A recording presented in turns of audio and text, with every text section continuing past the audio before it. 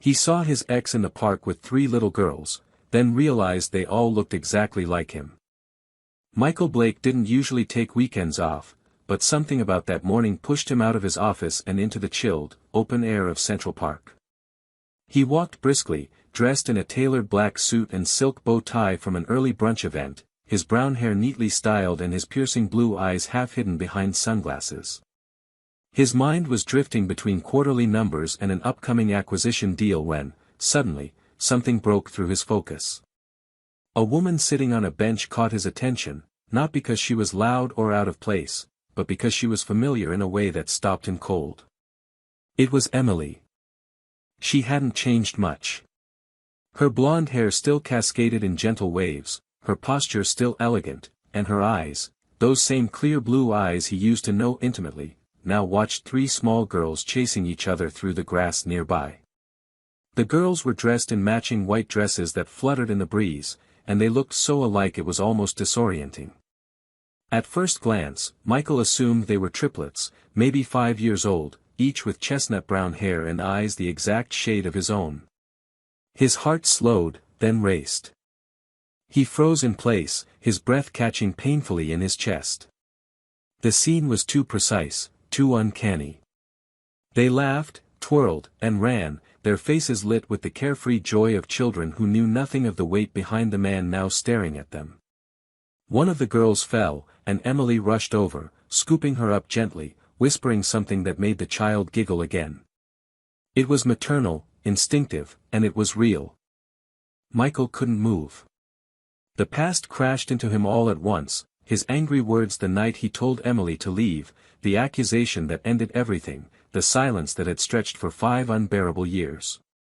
He had told himself she'd moved on, that she hadn't wanted children, that if she had, he would have known. But now, faced with 3 little girls who looked undeniably like him, his carefully constructed beliefs shattered without mercy. He watched for several minutes, paralyzed. He saw himself in their movements, the tilt of a chin, the furrow of a brow, the dimple that only appeared on the right side when one of them laughed. It was too much. He turned, his polished shoes crunching softly on the gravel path, and walked quickly in the opposite direction, not ready to face her or the truth. His heart pounded in his ears, echoing one single, terrifying question: were those girls his? By the time he reached the edge of the park, he felt as though his world had shifted beneath him. The cold air bit at his face, but it didn't clear his thoughts. He pulled out his phone, stared at the black screen, and tried to breathe. For a man used to control, clarity, and dominance in every sphere of his life, this moment felt like a fall he hadn't seen coming. He needed answers. He needed truth. But more than anything, he needed to see them again, to look into their eyes up close and know, without doubt, what his heart already suspected. And so, the next move wasn't about business. It wasn't about pride. It was about something far more fragile. It was about a past that wasn't finished with him. It was about 3 little girls in white dresses. And it was about Emily, the woman who may have kept a secret so big, it had the power to rewrite everything he thought he knew about himself. The following morning, Michael sat alone in his office, surrounded by the same expensive silence he had come to rely on over the years. The view from the glass tower stretched across Manhattan, but for once, it brought him no comfort. His phone lay untouched on the desk. His laptop screen was still open on yesterday's financial reports, but the numbers meant nothing to him. His thoughts were consumed entirely by what he had seen in the park. He could still hear their laughter echoing in his ears, see the way their small hands had reached for Emily, the way one of the girls had tilted her head exactly like he did when he was deep in thought. There were too many similarities to deny. He hadn't slept. He had barely eaten. Every time he closed his eyes, he saw them. It wasn't just the possibility that they were his children that unnerved him, it was the realization that he might have missed the first 5 years of their lives. The first steps. The first words. The scraped knees, the tears, the bedtime stories. Things that couldn't be replaced, no matter how much money or power he had. It terrified him, because if they were his, then what kind of man had he become to abandon them without even knowing it? Michael reached for his phone. His hand hovered. What would he even say to her? Emily, the woman he had once loved deeply but pushed away in a single night of fury and pride. The accusation had been sharp, unforgiving. He had looked her in the eye and said, "I know what you did." He hadn't given her time to explain. He hadn't asked for proof. He had simply walked away. And she, wounded and too proud to beg, had vanished from his life without another word. Until yesterday. Until the moment she reappeared, surrounded by 3 girls who might carry his name, though they had never spoken it. He knew he had to see her. He couldn't live in limbo. So he made a decision, one that felt heavier than any corporate deal he had ever negotiated. He called an old private contact, someone discreet, someone who owed him a favor. Within hours, he had an address. She hadn't left the city. She lived on the east side, in a modest walk-up building he never would have imagined her choosing. That alone told him how much had changed. That evening, he stood across the street from her apartment, dressed not in a tailored suit, but in something plain, jeans, a dark sweater, no watch, no intention of hiding behind wealth. Her window was lit. He could see faint shadows moving behind the curtains. It took him almost 20 minutes to build the courage to walk to the door. And even then, when he finally rang the buzzer, part of him hoped no one would answer. But she did. Emily opened the door slowly, cautiously. Her eyes widened when she saw him, and for a moment, they simply stared at each other. The years fell away, but the weight of what they carried remained. She looked older, yes, but not in a tired way. She looked stronger. Steadier. And maybe that was what stunned him most. She hadn't fallen apart. She had built something in his absence. "Hi," he said, the word barely audible. Emily didn't answer right away. Then, quietly, she stepped back and said, "Come in." He entered the apartment and took it in with a kind of reverence. It was small, lived in, but filled with warmth. There were books stacked in corners, children's shoes by the door, colorful drawings taped to the refrigerator. The kind of home that spoke of love, not luxury. He saw a photo on the shelf, Emily with the girls, all smiling in a burst of laughter, their hair messy from the wind. No trace of him anywhere. The girls were asleep, she told him. He nodded, not sure whether he was relieved or disappointed. They sat at the kitchen table, and the silence between them was thick with unfinished history. Finally, he said the only thing that mattered. "Are they mine?" Emily looked at him, her expression unreadable. Then, very softly, she said, "Yes." He felt the breath leave his body. Not in anger, not in regret, but in sheer disbelief. He had known, but hearing it confirmed sent a wave of emotion through him he couldn't name. He wanted to ask 100 things, but instead he whispered, "Why didn't you tell me?" She looked down at her hands. "Because you didn't believe me when it mattered. You pushed me out. You made it clear I had no place in your life. And I didn't want to fight you while carrying 3 children alone." 3. He repeated the number in his head. His daughters. A trio of lives he had helped create and yet never touched, never held. "I didn't know," he said. Emily's voice was quiet but firm. "You didn't want to know." He couldn't argue with that. And it broke him more than he expected. "Can I see them?" he asked. "Will you let me meet them?" She hesitated, then nodded. "Not tonight. They're asleep. But tomorrow, maybe." It wasn't a promise. But it was a start. And in that small kitchen, beneath the soft hum of a city that hadn't stopped moving, something shifted between them. It wasn't forgiveness. It wasn't reconciliation. But it was something fragile and possible. He left with trembling hands and a heart heavier than it had ever been, not because of failure, but because for the first time in years, he saw a chance to make things right. The next morning arrived with a pale gray sky and the kind of quiet that made everything feel more serious than it should. Michael woke early, but he hadn't truly slept. He had gone over every word from his conversation with Emily the night before, playing it on repeat in his head like a confession he hadn't fully earned. His daughters were real. 3 of them. Born into a world where he had been absent not because he died, not because he was stolen from them, but because he chose silence over trust. The weight of that decision followed him like a shadow as he dressed in simple clothes again, grabbed a box of books and puzzles he had purchased on the way home, and drove to Emily's apartment with his hands clenched on the steering wheel. Emily answered the door looking cautious, but not cold. She stepped aside to let him in without a word. Inside, the girls were awake. He could hear them giggling from the other room, a sound so light and innocent it made his eyes sting unexpectedly. Emily led him to the living room and said, "They know you're coming. I told them your name. That you're someone important." Michael nodded, trying not to overthink what that meant. Before he could say anything, the girls came running in. 3 of them. Identical in size and movement, yet each had subtle differences. One had a tiny birthmark on her chin, another wore her hair in a loose braid, and the third had a slightly more serious expression that reminded him sharply of himself. All 3 paused when they saw him. They didn't look scared. Just curious. Observing. Measuring. He crouched down slowly, his heart pounding. "Hi," he said, his voice low but steady. "I'm Michael. I'm your dad."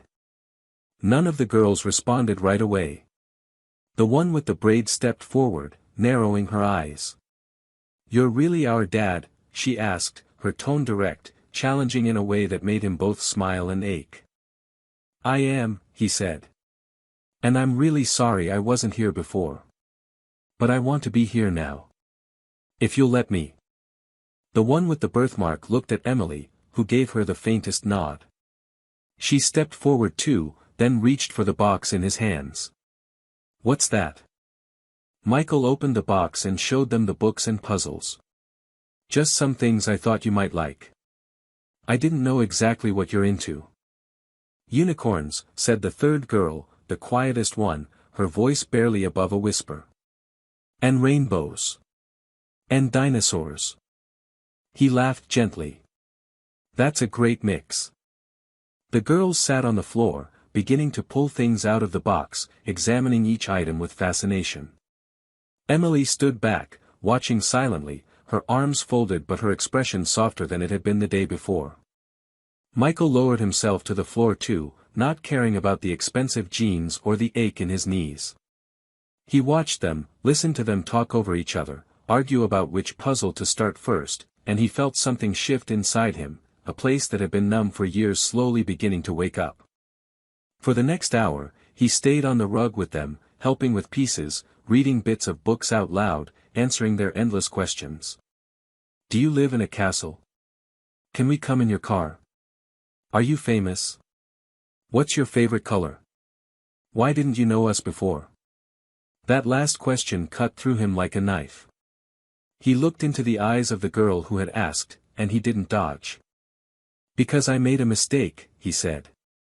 "A big one. And I didn't know how to fix it. But I want to now. I want to learn how to be a dad. Your dad." She seemed to consider that, then quietly handed him a puzzle piece. It was shaped like a corner. It didn't feel like forgiveness, but maybe it was a beginning. Eventually, Emily brought in some juice and snacks.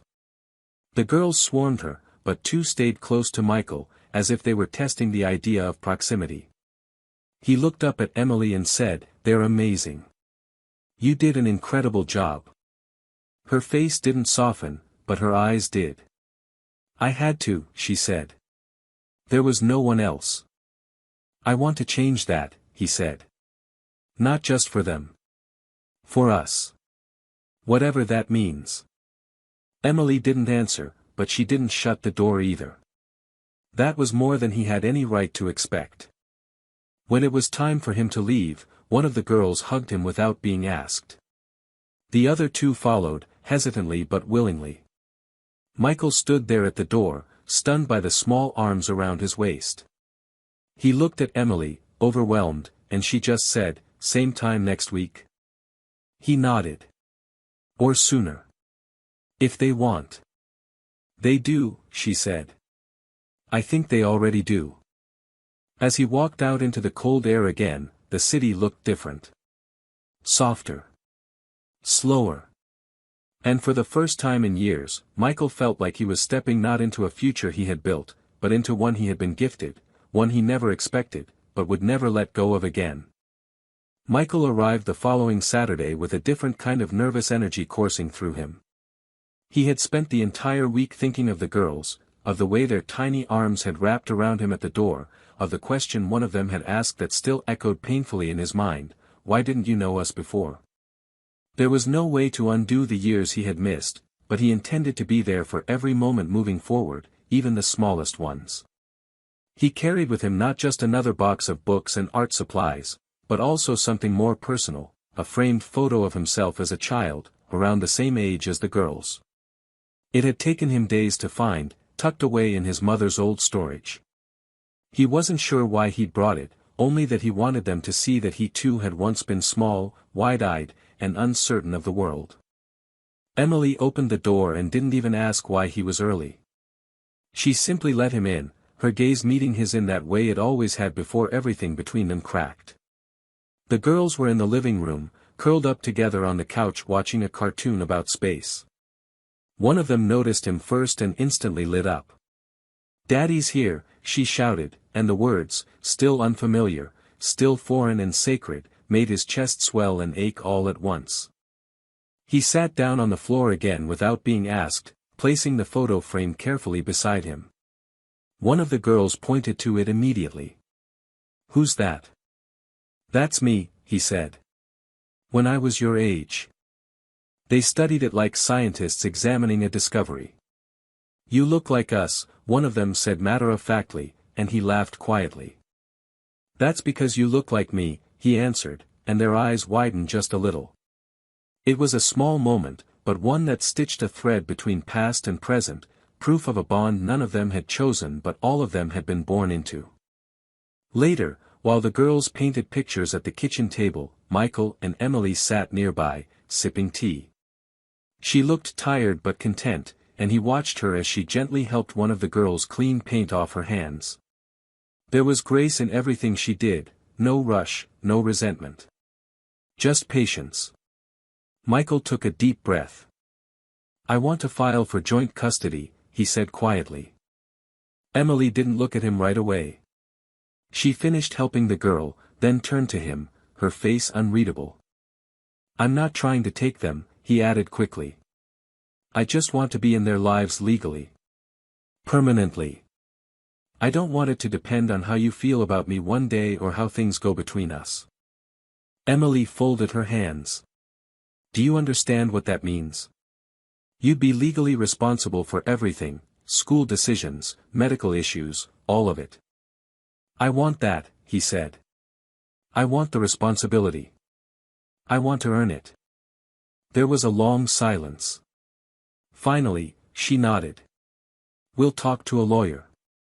He hadn't realized he'd been holding his breath until that moment. It wasn't a victory. It wasn't even a breakthrough. But it was progress, and for Michael, it felt enormous. He spent the rest of the day taking turns with Emily reading to the girls, letting them climb on his back like a jungle gym, and answering endless questions about his life. He told them about his favorite ice cream, about the time he broke his arm as a boy, about the old dog he once had who used to chase mailmen. Each answer pulled them a little closer. Each story made him less of a stranger. As the sky darkened, Emily made dinner and invited him to stay. They ate together around the small table, the girls talking over each other, making jokes only they understood. At one point, one of them reached over and gently wiped some sauce off Michael's chin with a napkin, just as casually as if they'd been doing it all their lives. Emily watched the moment without comment, but her eyes glistened. When it was time to say goodbye, The girls wrapped their arms around his legs, their voices unified in protest. "Don't go yet." "I'll be back," he promised, crouching to hug each one individually. "And we'll do something fun next weekend. Just the 5 of us." 6, one of them corrected, nodding toward Emily. Michael met her eyes. She smiled faintly, but said nothing. It was more than enough. As he walked out into the winter evening, snow beginning to fall lightly onto the pavement, Michael realized something startling. For the first time in years, he didn't feel like a man defined by what he had lost. He felt like a man learning, moment by moment, how to belong again, not to a company, not to an empire, but to a family he never knew he'd needed this much. The process of filing for joint custody was more complicated than Michael had expected. Not because Emily made it difficult, she didn't, but because the legal system didn't work on emotion or guilt. It worked on evidence, structure, consistency, and a documented commitment to the children's best interests. Michael had hired the best family attorney in the city, a quiet but relentless woman named Karen, who had told him point blank during their first meeting, "You need to prove not that you're wealthy or sorry, but that you are indispensable to your daughters' lives. They will ask what kind of father you are, not what kind of man you used to be." That statement stuck with him. It forced him to reflect on the version of himself that had existed before Emily left, before the park, before those 3 little girls had come into focus. That man was a ghost to him now, untouchable, powerful, disconnected. He hated that man. Each week, he made himself more available. He adjusted meetings. He cancelled high-profile business lunches. He started taking the girls to dance classes, doctor appointments, and birthday parties with kids he'd never met. He bought a booster seat for his car, learned the names of every stuffed animal they owned, and became fluent in the strange, whimsical logic of 5-year-olds. The girls began calling him Daddy consistently. Sometimes Dad when they were distracted, and Dada when they were tired and clinging to his shirt. It never stopped hitting him like a wave every time. He kept every drawing they made. He memorized their favorite colors. He learned who cried first when one of them got hurt, who hated carrots, who pretended to fall asleep first but never actually did. Emily watched him quietly during these weeks. She didn't praise him out loud, but she didn't stop him either. She gave him more space, more time, more trust. On weekends, they often spent time together as a group, going to museums, walking in the park, eating messy burgers in paper baskets at food trucks. It felt like something impossible was happening, not a reunion in the romantic sense, but the slow forming of a family out of dust and old silence. One night, after a long day at the aquarium, they all ended up back at Emily's place.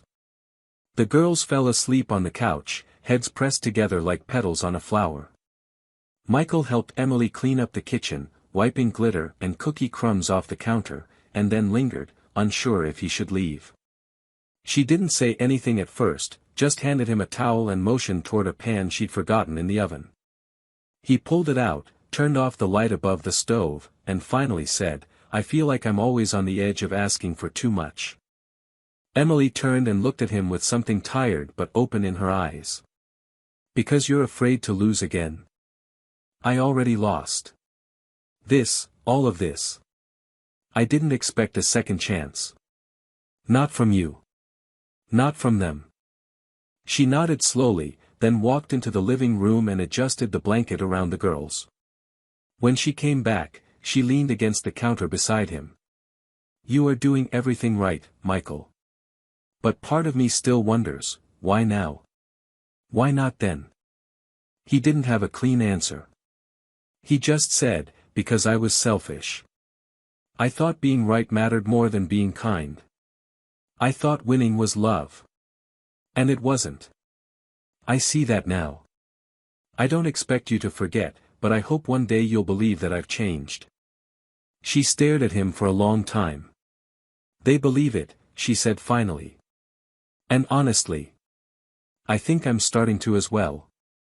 The following week, they had their first court appointment. It wasn't a trial, just an official discussion with the family mediator, a woman named Dr. Reynolds who sat with a thick file and a long list of observations. She spoke with Emily first, then with Michael alone. He answered questions about his job, his intentions, his long-term plans for the girl's education and emotional well-being. He told the truth, that he was terrified of repeating his mistakes, that he had never been more committed to anything in his life. Later, they sat together in the room while Dr. Reynolds spoke directly to them both.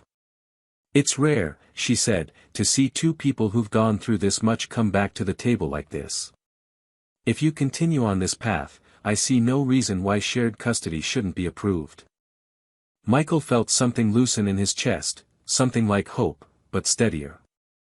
That night, back at his penthouse, still cold and polished and painfully empty, he stood in the hallway staring at the single crayon drawing taped to the wall.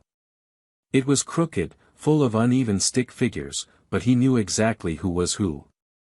One of the girls had labeled it with their names, Daddy, Mommy, me, me, me.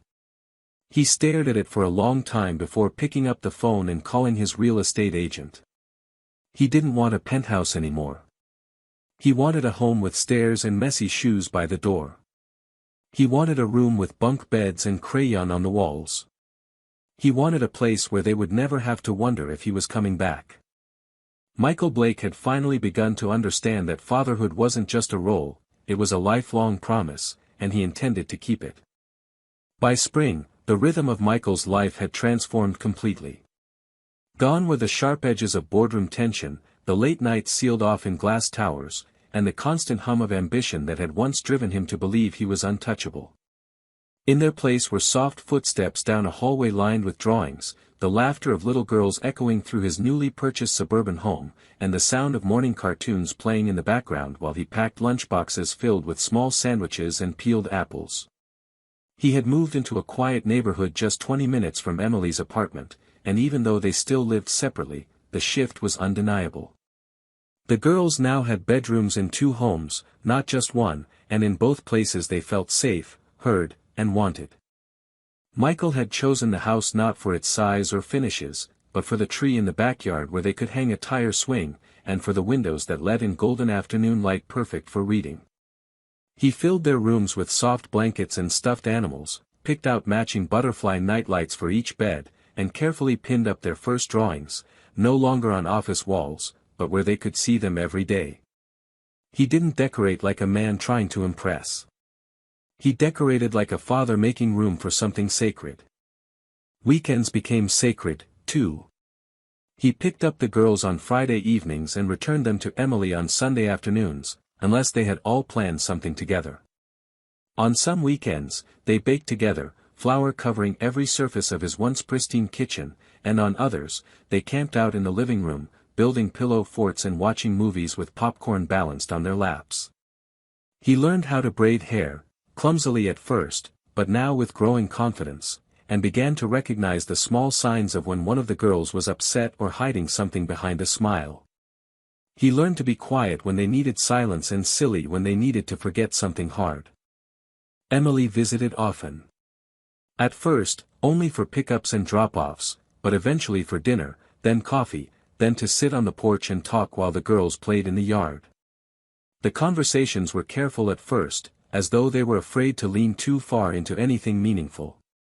But slowly, the walls thinned. They began to speak honestly, even about the past. Emily admitted how hard it had been, pregnancy alone, nights pacing the floor with 3 crying infants, no one to call, no hand to hold. She didn't tell it to accuse him. She told it because she needed him to know what she had carried so that he would understand what they were building now. Michael listened without defense. He didn't interrupt or justify. He simply took it in. When she told him she had considered leaving the city altogether, but something stopped her, he asked softly, "What stopped you?" And she looked at him and said, "I think I always hoped you'd come back. Not the man I left. The one you used to be. The one I loved before the fear and pride buried everything." It wasn't a declaration. It wasn't an invitation. But it was a flicker of something real. Something possible. One Friday evening, after an unusually long week at work, Michael arrived at Emily's door to pick up the girls. He looked exhausted, his tie undone, sleeves rolled, and eyes heavy with the kind of weariness that came not from lack of sleep but from trying too hard for too long. Emily opened the door and studied him for a moment. "Why don't you stay here tonight?" she said. "They're already in pajamas, and I think they just want to curl up on the couch. I made stew. There's enough for two." He didn't answer right away, just nodded, and stepped inside. That night, the five of them sat together, tangled on the couch under mismatched blankets. The girls fell asleep slowly, one by one, until only Michael and Emily remained awake, surrounded by quiet breathing and soft lamplight. He looked at her and whispered, "I never thought I'd have this." She turned her head slightly. "Do you want it?" He didn't hesitate. "More than anything." She didn't answer. But she didn't look away either. And in that silence, Michael felt something settle, something heavier than happiness and lighter than forgiveness. It was the sense of being exactly where he was meant to be, not because of luck or redemption, but because he had shown up, again and again, for the people he had once walked away from. He hadn't earned their love overnight. But day by day, he was learning how to deserve it.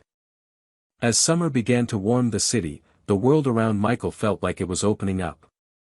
The girls were finishing their preschool program, and he attended their end-of-year celebration with pride he had never known he was capable of.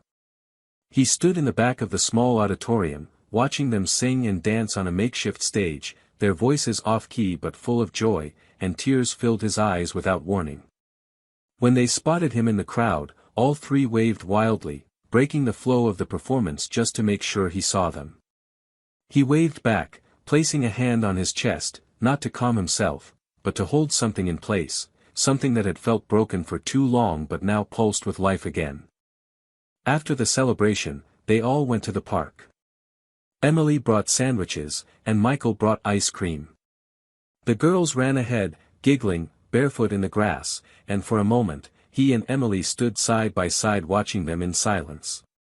There was no tension between them now, no awkward pauses or unfinished conversations. What existed now was something steady, almost peaceful, like two people who had lived through the same storm and somehow survived on the same raft. He turned to her and said, "I'm thinking about something. About us." Emily didn't speak, just raised an eyebrow slightly. He continued. "I don't mean rushing into anything. I wonder if maybe someday, when you're ready, we might all live under one roof." She looked at him, not with surprise, but with a kind of tired understanding. "It's not a small thing, Michael. This isn't just about us. It's about three little girls who've just started to trust you. And me too, in my own way." "I know," he said. "And I'm not asking for now. But maybe someday soon, we could talk about it." That night, after he dropped them off, Emily sent him a picture. It was a photo one of the girls had drawn that afternoon, a simple crayon sketch of a house. Inside were 5 stick figures. She hadn't labeled them, but Michael knew who they were. He stared at the image for a long time, then saved it to his phone and made it his home screen. Over the next few weeks, something even more remarkable happened. Emily began to stay longer when she visited his house with the girls. At first, she only helped with bedtime. Then she stayed for dinner. Then one night, she fell asleep on the couch with one of the girls curled against her side. Michael didn't wake her. He covered them both with a blanket and sat quietly beside them, watching the kind of domestic stillness that he once believed would never be his again. One weekend in July, they decided to take a small trip together. Just 2 days at a lakeside cabin outside the city. Michael was nervous, afraid that the closeness would bring back too much from the past, too much history, too much loss. But it didn't. It brought laughter and lazy mornings, board games on the porch, and the 3 girls squealing with delight every time he let them jump on him in the water. On the second night, after they'd gone to bed, he and Emily sat by the fire pit with mugs of tea, and she turned to him and said softly, "I think they're happy." He nodded. I hope they are. They are, she said. And not just because they have toys and books and bunk beds now. But because they feel loved. They feel safe. And they see us choosing them, together. He looked at her carefully. Do you? She held his gaze. I'm getting there. It was the most honest answer she could have given, and it meant more than any declaration. They didn't kiss. They didn't talk about the future with plans or promises. But in the shared silence, in the way she didn't move away when he gently touched her hand, Michael felt something grow between them. Not the fire they had once had, wild and fragile, but a steadier flame. One that could last. The next morning, as they packed up to return to the city, one of the girls tugged on Michael's shirt and said, "Daddy, I like it when Mommy's with us all the time." He knelt down beside her, brushed a curl from her cheek, and whispered, "Me too." And when he looked up, Emily was watching him. She didn't say a word. She didn't have to. Because in her eyes, he saw the truth, she was letting herself believe in him again. Not for the man he had been, but for the father, and maybe one day the partner, he was becoming. Autumn arrived slowly, painting the trees in shades of fire and gold, as if the world itself was ready to turn a page. Michael had never liked fall before, too quiet, too full of endings, but now it felt like a season of becoming.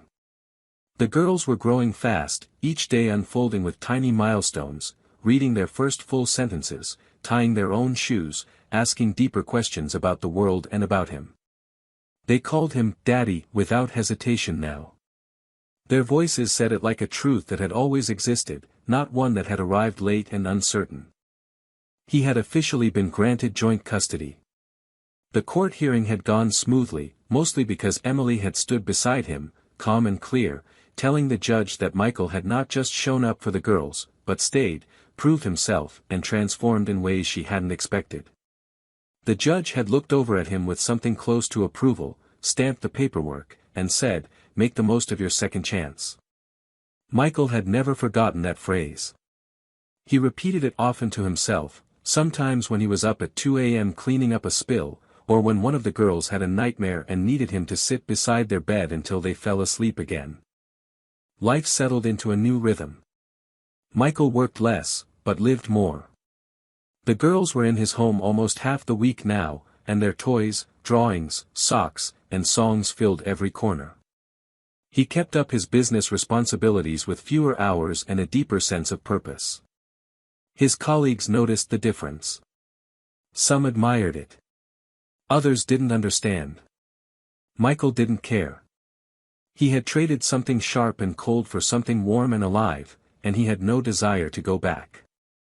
Emily came over more often, but not out of obligation. She stayed for dinner without needing an invitation. She helped with homework, sat beside him during movie nights, and laughed again in a way he hadn't heard in years. They didn't talk about getting back together, not formally, not directly, but the space between them grew smaller, more natural. The girls noticed too. One night, as they were all cleaning up after a particularly chaotic dinner, one of the twins looked at them and said, "I think you should just live together again. It's easier that way." Michael and Emily both laughed, but when their eyes met, something unspoken passed between them. That night, after the girls were asleep, they sat on the back porch, wrapped in a single blanket, watching the leaves fall in the moonlight. He finally asked, "Do you think it's time?" Emily didn't answer right away. She leaned into him slightly, resting her head on his shoulder. "Maybe," she said. "But only if we build something new. Not what we had before. That's gone." He nodded slowly. "I don't want the old version of us. I want this one. The one we fought for. The one that has room for forgiveness and truth." She was quiet for a while, and then, in a voice barely above a whisper, said, "Then yes. It's time." 3 months later, they moved in together. It wasn't dramatic. There were no grand gestures. No official announcement. Just boxes stacked in hallways, furniture rearranged, and 3 little girls who ran around the house like they already knew it was home. Emily brought her plants, her books, her quiet strength. Michael brought patience, presence, and a kind of joy that he'd never had in his former life, the one with all the money and none of the meaning. They created new rituals. Sunday pancakes in pajamas, Friday dance parties in the living room, birthday banners hung the night before with glitter and tape. Michael learned how to be part of the small things, not just the big decisions or scheduled weekends. He learned that love wasn't a dramatic act, but 1,000 quiet ones. One evening, long after the girls were asleep, Michael stood in their hallway, looking at a new drawing taped to the wall. It was another picture of their family, but this time, all 5 of them were holding hands. Above it, the words in crooked block letters, home. Emily came up behind him, wrapping her arms around his waist. "They're happy," she whispered. He turned to face her. "So am I." She smiled and kissed him softly, not because it was planned, but because it was true.